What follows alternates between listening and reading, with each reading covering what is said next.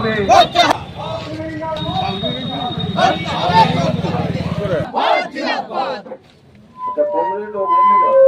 জেলার পক্ষ থেকে এলাকায় পানীয় জলের তীব্র সংকট, অবৈধভাবে বালি উত্তোলন সহ একাধিক দাবি নিয়ে জেলা শাসকের দপ্তরে ডেপুটেশন দিল সিপিআইএম নেতৃত্ব।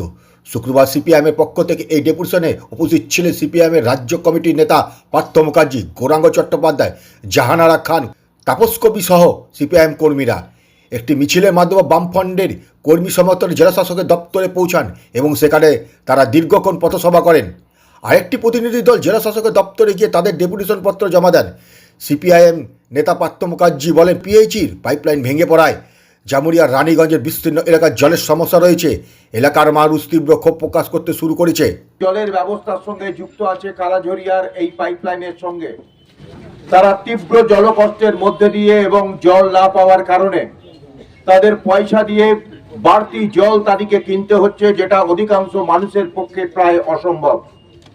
এমত অবস্থায় আমাদের বিকল্প কি হতে পারে? তারা আমাদের জানিয়েছিলেন কর্পোরেশন, পিএইচই সবাই মিলে এই সমস্যার সমাধানে একটা বিকল্প পথ তারা খুঁজবেন।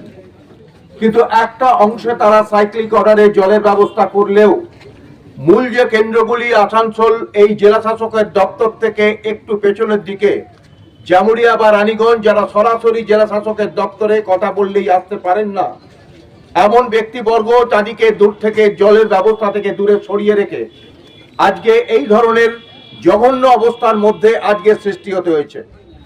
এই কারণে আমরা বলেছিলাম খুব স্বল্প সংখ্যক মানুষ নিয়ে আজকে প্রথম আবেদন জানাবো, কিন্তু যদি আমাদের সমাধান না হয় পরবর্তীতে কিন্তু আমাদের আন্দোলনের জল না পাওয়ার কষ্টের যে আন্দোলন, জল না পাওয়ার আন্দোলনের যে কষ্টের যে আন্দোলন, সে আন্দোলনের প্রতিফলন ইতিমধ্যেই জামুরিয়া বা অন্যান্য অংশে মানুষ স্বতঃস্ফূর্তভাবে ক্ষোভ দেখাচ্ছেন।